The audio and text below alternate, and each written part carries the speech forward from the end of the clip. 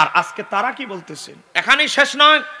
ইবনে তাইমিয়া এই ফতোয়ার কিতাবে 24 নম্বর খণ্ডে 306 নম্বর পৃষ্ঠায় তাকে ইসালে সওয়াব মানে মৃত ব্যক্তি উপলক্ষে খাবার টাবার বলেন, কোরআন তেলাওয়াত বলেন, ভালো কোনো সদকা বলেন, মৃত ব্যক্তি রুহে করা, এই প্রসঙ্গে ইবনে তাইমিয়াকে প্রশ্ন করা হলো যে ইসালে সওয়াব করা বৈধ না অবৈধ। ইবনে তাইমিয়া উত্তর দিচ্ছে, ওয়াকাদ দাল্লা আলাইহিল কিতাবু ওয়াস সুন্নাতু ওয়াল ইজমাউ ফামান খালাফা যালিকা কানা মিন আহলিল বিদাই। ইবনে তাইমিয়া বলছে ওয়াকাদ দাল্লা আলাইহি, ইসালে সওয়াব এটা যে বৈধ, এটা কি দ্বারা প্রমাণিত? আল কিতাবু কিতাব দ্বারা, ওয়া সুন্নাতু নবীর সুন্নাহ দ্বারা, ওয়াল ইজমাউ উম্মত মুহাম্মাদের ইজমা দ্বারা প্রমাণিত ইসালে সওয়াব বৈধ বৈধ বৈধ।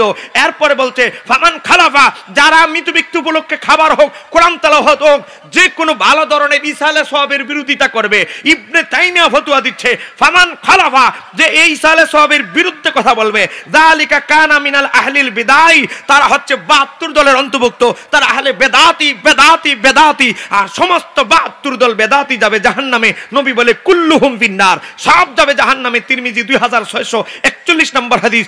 এখন আমি বলবো আমার সার্জিস আলম ভাইকে, সমন্বয়ক ভাই, ইবনে তাইমিয়া ফতোয়া দিয়েছে একমাত্র যারা আহলে বেদাতি, যারা একমাত্র বাতিল পন্থী ছাড়া কেউ মৃত ব্যক্তি উপলক্ষে ইসালে সওয়াবের বিরোধিতা করে না। এটা আমরা বলছি না, আপনি যেই হুজুরদের পানি পড়া খাইছেন সেই হুজুরদের বড় হুজুরের বড় হুজুর ফতোয়া দিয়েছে। ঠিক কার দিয়ে বলতে হবে, ঠিক কিনা? আর একটু আসতে বলেন, ঠিক কিনা? রাগ করতেছেন আমার কথা? জোরে বলেন, রাগ করতেছেন নাকি? এখানে শেষ নয়। মোল্লা আলী কারি রহমতুল্লাহ আলাইহ তার বিশ্ববিখ্যাত কিতাব, সারা জীবনে তিনি যত কিতাব লিখেছেন তার সর্বশ্রেষ্ঠ কিতাবের নাম হচ্ছে মিরকাতুল মাফাতি শরহে মিশকাতুল মাসাবি। 1014 হিজরিতে ইন্তেকাল, আজ থেকে 450 বছর আগে যার ইন্তেকাল হয়েছে, সেই মোল্লা আলী কারীম মিরকাতুল মাফাতি কিতাবের ভিতরে 1 নম্বর খণ্ড 216 নম্বর পৃষ্ঠা 133 নম্বর হাদিসের আলোচনায় তিনি বলেন, একটা হাদিসের ব্যাখ্যায়, ওয়া ফিহি দালালুন, এই হাদিস থেকে এটাই দালালাত করে আলা আন্না দুআইল আহিয়াই, জীবিত ব্যক্তিদের দোয়া দান সদকা ইয়ানফাউল আমওয়াতা, জীবিত ব্যক্তিদের দোয়া দান সদকা মৃত ব্যক্তিকে উপকার লাভ করে, উপকৃত হয় মৃত ব্যক্তিরা। ইসালে সওয়াবের বিরুদ্ধে, এই কথা রায়ের বিরুদ্ধে কারা, এই আকীদার বিরুদ্ধে কারা? মোল্লা আলী কারী বলে খিলাফান, এই আকীদার বিরুদ্ধে যারা, ইসালে সওয়াবের বিরুদ্ধে যারা, মাইয়াতের পক্ষে দোয়ার আয়োজনের বিরুদ্ধে যারা, কুলখানির বিরুদ্ধে যারা, তারা কারা? খিলাফান লিল মুতাজিলাতি, একমাত্র মুতাজিলা 72 ফিরকার অন্যতম ফিরকা। মুতাজিলা ছাড়া আর কেউ ইসালে সওয়াবের বিরোধিতা করে না। একটু জোরে বলেন না মারহাবা। মোল্লা আলী কারী 450 বছর আগে উল্লেখ করে দিয়েছে একমাত্র মুতাজিলা ফিরকারা ইসালে সওয়াবকে অস্বীকার করে।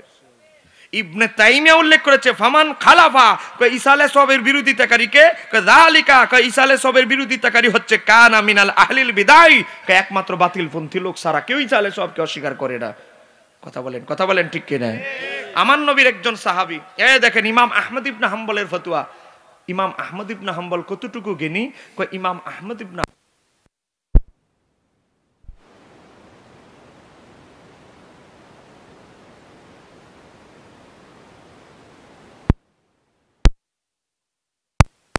আহমদ ইবনে হাম্বল বলে, কলা আহমদ, ইমাম আহমদ ইবনে হাম্বল বলে, আল মাইয়িতু, মাইয়িত মৃত ব্যক্তি, ইয়াসিলু ইলাইহি, মৃত ব্যক্তির রুহে পৌঁছে। কি পৌঁছে? কুল্লু শাইইন মিনাল খায়রি, যে কোনো ভালো কল্যাণমূলক কাজ মৃত ব্যক্তির রুহে পাঠাইলে এটা মৃত ব্যক্তির রুহে পৌঁছে। জোরে বলেন না সুবহানাল্লাহ। এখন আপনারা বলেন মৃত ব্যক্তির উপলক্ষে এই যে আমরা খাবার খাওয়াই, বলেন মানুষকে, গরিবকে খাবার খাওয়ানো, এটা কি ভালো কাজ না খারাপ কাজ? আরেকটা আসতে কোন বলেন ইসলামে মামাইয়াতকে খাবার খাওয়ানো ভালো কাজ না খারাপ কাজ? ভালো কাজ। এটা আমি বললে তো বলবেন যে হুজুর আপনি তো বলবেনই কত কথা, আর আমি বলছি না, আমার নবী বলছে। কোথায় আসে? সহিহ বুখারী মুসলিমের হাদিস। আমার নবীকে জিজ্ঞাসা করা হলো আইয়ু ইসলামি খায়রুন, ইয়া রাসূলুল্লাহ ইসলামে কোন কাজটা সর্বোত্তম? আমার নবী বলে কলা তুতইমুত তাআম, তুমি মানুষকে খাবার খাওয়াও, পরিচিত অপরিচিত সবাইকে দেখলে সালাম দাও। বাবা, বুখারী মুসলিমের হাদিস, মুত্তাফাকুন আলাইহি হাদিস, মিশকাত কিতাবুল আদাব এসেছে। ইসলামে উত্তম কাজের মধ্যে একটা অন্যতম কাজ হচ্ছে মানুষকে খাবার খাওয়ানো। আর আজকে আমাদের কিছু কিছু ভাইরা আমাদের যুব সমাজকে বোঝানো হচ্ছে মাইয়াতের পক্ষ থেকে খাবার খাওয়ানো, এটা জঘন্যতম কাজ, এটা নিকৃষ্ট কাজ, এটা বেদাতি কাজ, এটা গুনার কাজ, এর দ্বারা নাকি আরো মৃত ব্যক্তির আযাব দেওয়া হবে। আমরা একটা কথা জানতে চাই, একটা দলিল যদি তারা দিতে পারে মৃত ব্যক্তির পক্ষ থেকে যদি খাবার আয়োজন করার কারণে মৃত ব্যক্তিকে কবরে আযাব দেওয়া হয়, মৃত ব্যক্তি কষ্টে থাকে, একটা এভিডেন্স যদি দিতে পারে, আমি মুফতি শহীদুল্লাহ বাহাদুর চ্যালেঞ্জ করে আমি বলছি, যদি দিতে পারে আমরা তওবা করে তাদের দলে ঢুকবো আর 5 লক্ষ টাকা পুরস্কৃত করব। এই চিৎকার দিয়ে বলতে হবে ঠিক কিনা?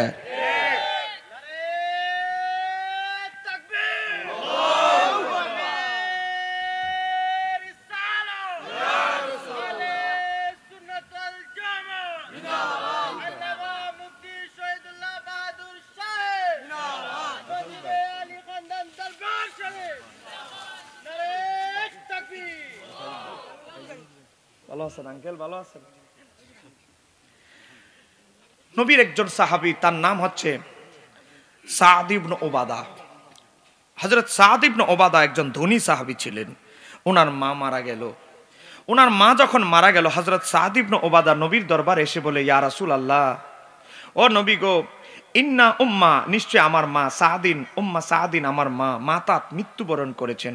ও নবী, আমার মা মারা গিয়েছে, ফাআইয়ু সাদাকাতি, আমার মা মাতাত মারা গিয়েছে, ফাআইয়ু সাদাকাতি আফদালু, ও নবী গো, এই মুহূর্তে কোন সদকাটা, ইসালে সওয়াবটা আমার মায়ের জন্য করলে আমার মার জন্য উত্তম হবে, আফদাল হবে, একটা এমন সদকার ইসালে সওয়াবের কথা বলে দেন। কলে আমার নবী বললেন, আল মাউ, পানি।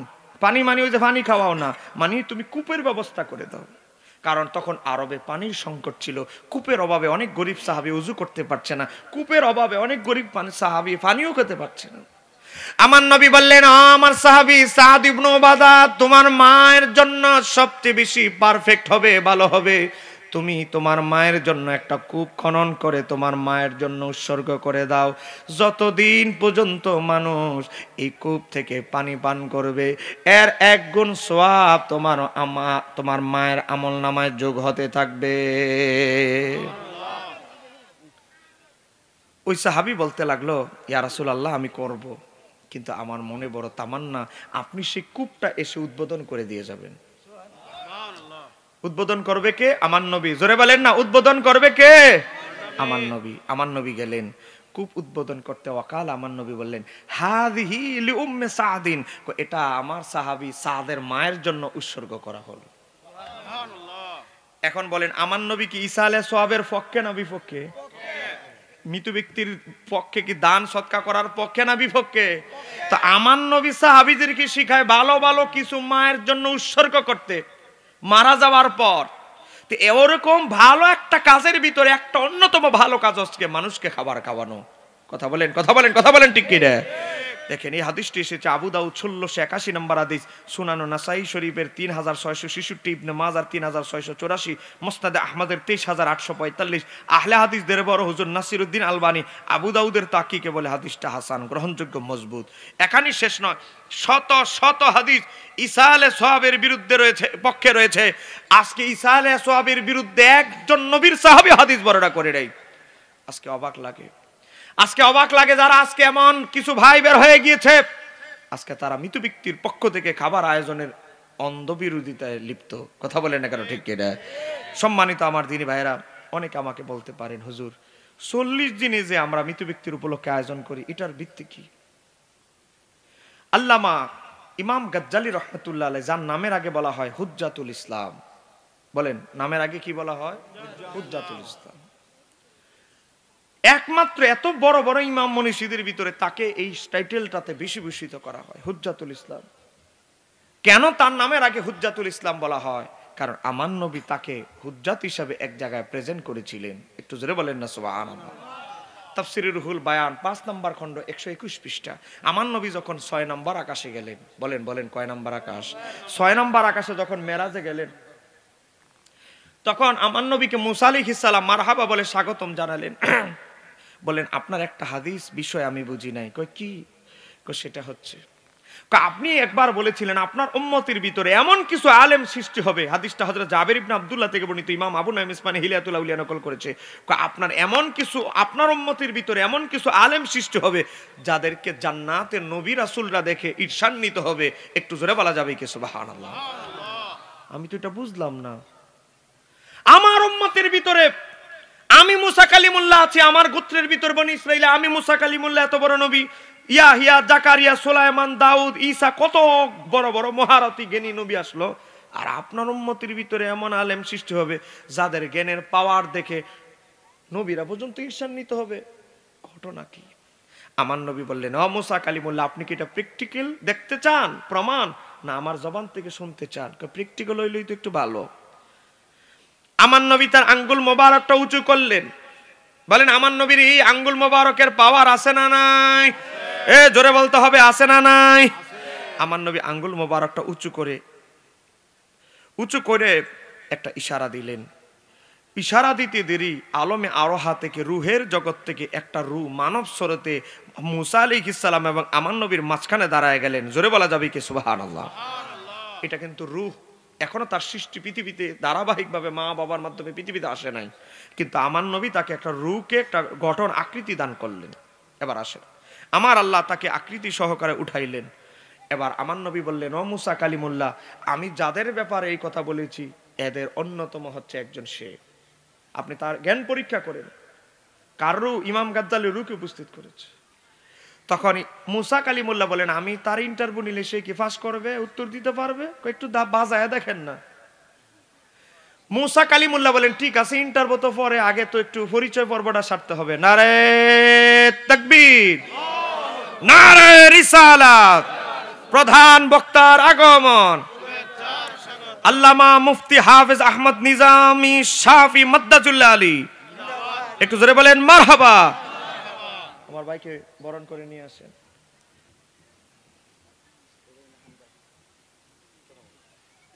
ভাই একটু জোরে বলেন মারহাবা। আজকে সব মিল্লা জিল্লা।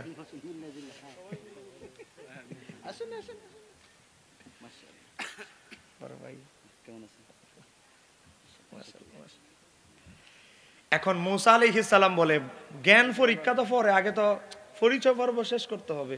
মুসা আলাইহিস সালাম বললেন, বাবা রে, তোমার নাম কি?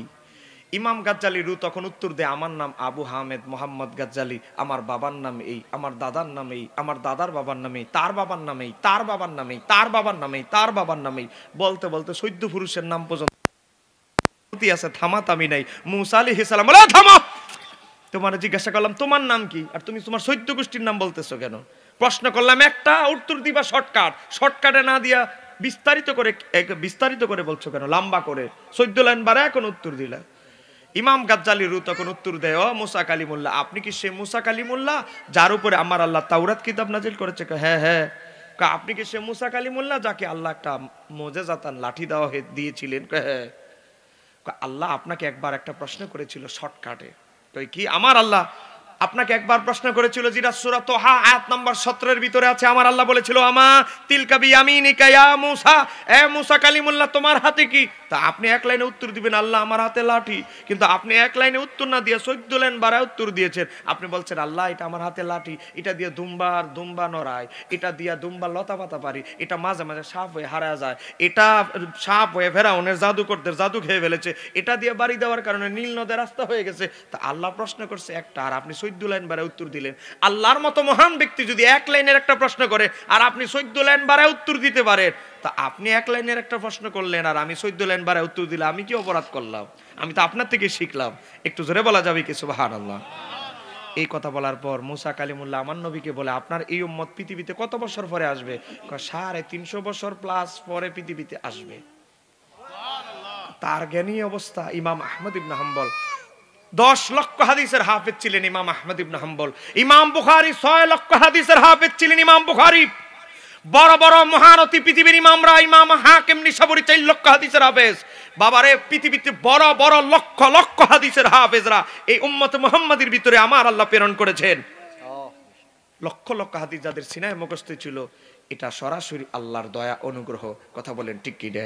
এই জন্য আল্লামা বদরুদ্দিন আইনি উমদাদুল কারীতে একটা কথা লিখেছে, আগের যুগের আলেমদের এলেম ছিল সিনার ভিতরে, আর আমাদের যুগের আলেমদের এলেম হচ্ছে কিতাবের পাতায়। কিতাবের না দেখলে, কিতাবের পাতা না পড়লে, কিতাব না খুললে আমরা মাসালা বলতে পারি না, ফতোয়া দিতে পারি না। কিন্তু আগের যুগের আলেমরা লক্ষ লক্ষ হাদিস সিনার ভিতরে মুখস্থ রাখত। কথা বলেন ঠিক কিনা? হযরত শাহজালাল ইয়ামানি যখন বাংলাদেশে আছে কিতাবপত্রের গাঁটটি নিয়ে আসে নাই। হযরত খাজা গরিব নেওয়াজ যখন হিন্দুস্তানের জমিনে আসে কিতাবপত্র বহন করে আনে নাই, কিন্তু তারা যা এলেম নিয়ে এসেছে সিনার ভিতরে ঢুকিয়ে এনেছে লক্ষ লক্ষ হাদিস, কোরআন সুন্নাহর পরিপূর্ণ জ্ঞান। কথা বলেন ঠিক কিনা? তো যেই কথা বলতেছিলাম, ইমাম গাজ্জালি যার নামের আগে বলা হয় হুজ্জাতুল ইসলাম, কারণ আমার নবী এত আলমে আরোহার এত রু থেকে ইমাম গাজ্জালি রুকে চয়েস করেছেন। সেই ইমাম গাজ্জালি নামের আগে জন্য বলা হয় হুজ্জাতুল ইসলাম। সেই ইমাম গাজ্জালি তার কিতাবের নাম দাখায়েকুল আখবার কিতাবে নকল করেছেন। 40 দিন 40টা রাত যখন হয় একটা মানুষ মারা যাওয়ার পর, 40তম রাতে মৃত ব্যক্তির আত্মাকে, মুমিন যদি মুসলমান হয় তাকে বলে যাও তোমার বাড়িতে যাও, তোমার ছেলেকে, মেয়েকে, কন্যাকে বলো তোমার জন্য ইসালে সওয়াব করে। আপনার আমার বাবা মার আত্মা, দাদা দাদির আত্মা 40তম রাতে আপনার ঘরে আসে, বলতে থাকে, ও আমার জাকারিয়া, ও আমার সন্তান, আমার জন্য দান সদকা করো। ইমাম সুয়ুতি শরহ সুদুর কিতাবে নকল করেছে এই ঘটনাটা। এমনকি আলা হযরত ফতুয়া রিজভিয়ার 14 নম্বর খণ্ডে হাদিসটি নকল করেছে। তো যেই কথা বলতেছিলাম, এই কারণে আমরা 40 দিনে মৃত ব্যক্তিকে একটু আলাদাভাবে স্মরণ করি। 40-এর ভিতরে অনেক কিছু আছে। আমার নবী হেরা গুহায় 40 দিন ছিলেন। আপনি আমি যে জন্মগ্রহণ করেছি 40 দিন মায়ের বাবা শুক্রাণু ডিম্বাণু মায়ের রেহেমে যখন ছিল, 40 দিন পরে রক্তপিণ্ড হয়েছে, 40 দিন পরে গোস্তের টুকরা, এই যে সিরিয়ালে 40 দিন পরে ক্রমবর্ধমান এই যে অবস্থা, এটা সব কিছু ছিল 40 দিনের ভিতরে। এই জন্য 40 দিন পরে আমরা মৃত ব্যক্তি উপলক্ষে ইসালে সওয়াবের জন্য আয়োজন করি। এটাও বেদাত না, এটা খুঁজলে না পাইবা। কথা বলে না কেন ঠিক কিনা? অতএব আমরা এতটুকু বলতে পারি আজকের মাহফিল থেকে, মৃত ব্যক্তি উপলক্ষে যদি আপনি আপনার বাবা মার পক্ষ থেকে খাবার আয়োজন করেন, এটা সর্বোত্তম কাজ, উত্তম কাজ। এটা আমি বলছি না, আমার নবী বলেছেন। কথা বলে না কেন ঠিক কিনা? অতএব আজকে আমাদের যে সমন্বয়ককে বোঝানো হচ্ছে তাদেরকে বলবো, আপনাদের সমন্বয়করা যাদের বই ফ্রি বই আপনাদেরকে দেওয়া হচ্ছে, আব্দুর রাজ্জাক বিন ইউসুফ, তার বইয়ের পৃষ্ঠা নাম্বার 315 পৃষ্ঠায় লিখে দাফনের পরে মুনাজাত করা যাবে না, বেদাত। তারপরে 316 পৃষ্ঠা বলে কবরস্থানে গিয়ে কোরআন তেলাওয়াত করে দোয়াও করা যাবে না, এটাও নাকি বেদাত। জোরে বলেন না নাউজুবিল্লাহ। আজকে বেদাত 60 দিনের অনুষ্ঠান বেদাত, এটা বেদাত, সেটা বেদাত। আজকে চতুর্দিকে শুধু শিরিক আর বেদাতের আজকে মিথ্যা ফতোয়া চতুর্দিকে ছড়ানো হচ্ছে। আমি আপনাদেরকে বলবো, বিভিন্ন মিডিয়ার এই বেয়াদবদের বক্তব্য না শুনে যারা মানুষকে আজকে বিভ্রান্তির মধ্যে ফেলে দিচ্ছে, মৃত ব্যক্তি উপলক্ষে আপনি দান সদকা করবেন, আজকে যারা এটার বিরোধিতা করছে তারা কখনো হকপন্থী হতে পারে না। এটা আমরা না, ইবনে তাইমিয়া তার মাজমাউল ফতোয়ার মধ্যে বলেছে, একমাত্র বেদাতিরাই ইসালে সওয়াবের বিরোধিতা করে। কথা বলে না কেন ঠিক কি না? আল্লাহ সুবহানাহু ওয়া তাআলা আজকের আলোচনা কবুল করুন, সবাই বলেন আমিন। একটা বই আছে গাউসুল বাকের লেখা সিররুল আসরারের বাংলা অনুবাদ, নাম হচ্ছে তাসাউফ দর্শন। আমরা আরবি নাম তো বুঝবেন না, যেটা বাংলা নাম দিয়েছি। যারা তরিকাপন্থী, যারা নিজেদের কলব পরিশুদ্ধের জন্য বাবা রিয়া কিভাবে দূর করবেন, নামাজে খুশু কিভাবে আনবেন, নামাজ থেকে মন চলে যায় এদিক সেদিক ওদিক, কিভাবে ওলি হতে হলে যে 40টা গুণ, গাউসুল পাক এই বইয়ের ভিতরে লিখেছেন। মাত্র 150 টাকা দাম। কারো লাগলে বড় পীর আব্দুল কাদের জিলানীকে জীবনে দেখেন নাই, ওনার একটা বই আপনি ঘরে রেখে দিতে পারেন। মাত্র 150 টাকা দাম। কারো সম্ভব হলে নেবেন। আজকে অসমাপ্ত আলোচনা আমি এখানে শেষ করছি। আমি প্রতি বছরই এখানে আসবো, আপনারা দেখবেন, কারণ এই দরবারের সাথে আমার একটা আন্তরিকতার বন্ধন আলাদা আছে। আমার আলী ভাই, আমার